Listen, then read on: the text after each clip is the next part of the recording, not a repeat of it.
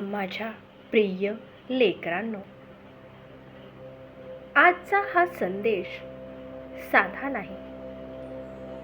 हा संदेश त्या प्रत्येकासाठी आहे ज्यांच्या डोळ्यात अश्रू आहेत, पण तो कोणालाही दाखवत नाही. त्या प्रत्येकासाठी आहे जो बाहेरून हसतो पण आतून खूप तुटलेला आहे. त्या प्रत्येकासाठी आहे ज्याला वाटते की आता माझ्याकडून काहीच होणार नाही. आज जर तुम्ही हा संदेश ऐकत असाल तर समजा की स्वामींनीच तुम्हाला इथे स्वतः आणलं आहे. कदाचित तुम्ही खूप दिवसांपासून एखाद्या संकटाशी झुंज देत आहात. कदाचित तुम्ही खूप लोकांसाठी चांगलं केलं, पण त्या बदल्यात दुःखच मिळालं. कदाचित तुम्हाला वाटत असेल की देवानेही तुमच्याकडे पाठ फिरवली आहे. पण लेकरांनो, हा विचार मनातून काढून टाका. कारण आज स्वामी समर्थ तुम्हाला एक गोष्ट सांगणार आहे.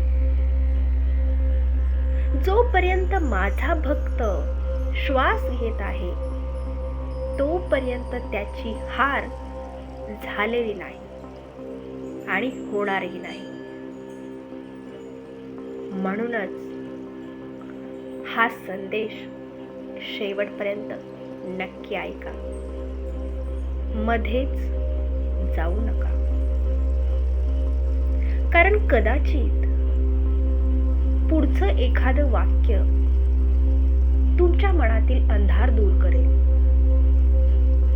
कदाचित पुढचं एखादं वाक्य तुमच्या आयुष्याचा मार्ग बदलून टाकेल. आणि कदाचित आजचं तुम्हाला त्या प्रश्नाचं उत्तर मिळेल ज्याचं उत्तर तुम्ही अनेक दिवस शोधत आहात. बाळा, म्हणून शांत बस, स्वामींचे स्मरण कर आणि मनापासून ऐक. माझ्या लेकरांनो, तू खूप खचून गेला आहेस का? तुला वाटते का की आता सर्व काही संपलेलं आहे? तुला वाटते का की तुझ्या दुःखाची कोणालाच काळजी नाहीये? जर असं तुला वाटत असेल तर माझे एक वाक्य नेहमी लक्षात ठेव. रात्र कितीही काळोखीची असली ना तरी सूर्य उगवणं कधीच थांबत नाही. आणि संकट कितीही मोठी असली तरी त्याचा शेवट हा निश्चितच असतो. आज जे दुःख आहे ते कायमच राहणार नाही. आज जी अडचण आहे ती कायमची राहणार नाही. आणि आज जे अश्रू आहेत ते सुद्धा कायमचे राहणार नाहीत. पण एक गोष्ट मात्र कायम राहील, ती म्हणजे तुझी श्रद्धा. माझ्या बाळा, जीवनात अनेक वेळा अशी परिस्थिती येते की माणूस स्वतःवरच संशय घ्यायला लागतो. मीच चुकीचा आहे का? माझ्या नशिबात सुख का नाही? देव माझी परीक्षा का घेतोय? असे अनेक प्रश्न मनात येतात. पण लेकरांनो, ज्याच्यावर देवाची विशेष अशी कृपा असते ना, त्यांचीच देव परीक्षा जास्त घेत असतो. कारण साधा दगड कुणी घडवत नाही. मूर्ती घडवण्यासाठीच छन्नीचे घाव सहन करावे लागतात.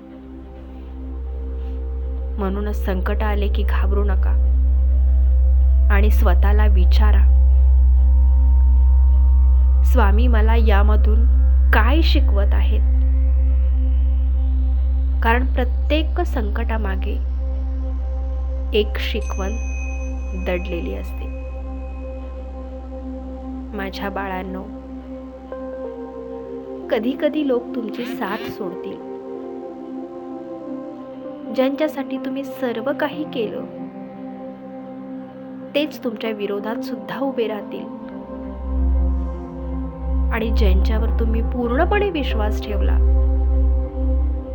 तेच विश्वासघात करतील.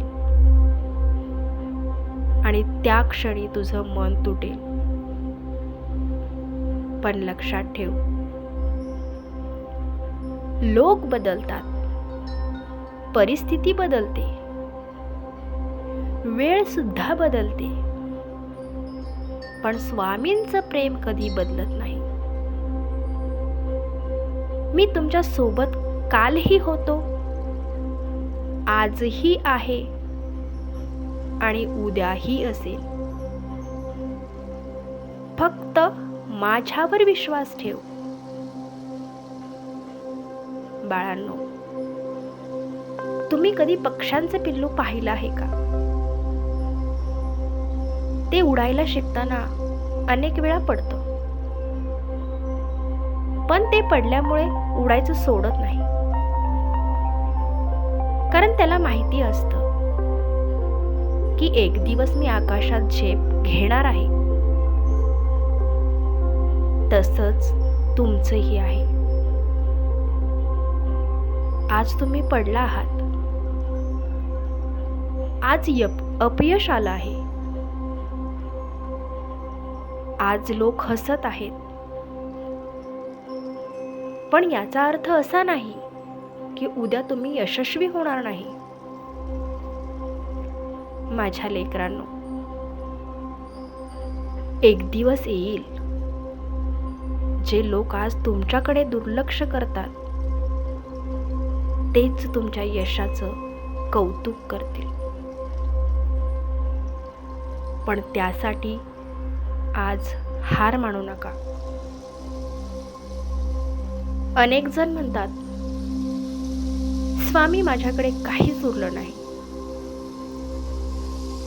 पण मी विचारतो, तुझ्याकडे श्वास आहे ना? तुझ्याकडे प्रयत्न करण्याची ताकद आहे ना? आणि तुझ्याकडे देवाचं नाव आहे ना? मग सगळं कसं काय संपलं? जोपर्यंत श्वास आहे तोपर्यंत आशा आहे. जोपर्यंत आशा आहे तोपर्यंत मार्ग आहे. आणि जोपर्यंत स्वामींचा आशीर्वाद आहे तोपर्यंत अशक्य असं काहीच नाही. माझ्या लेकरांनो,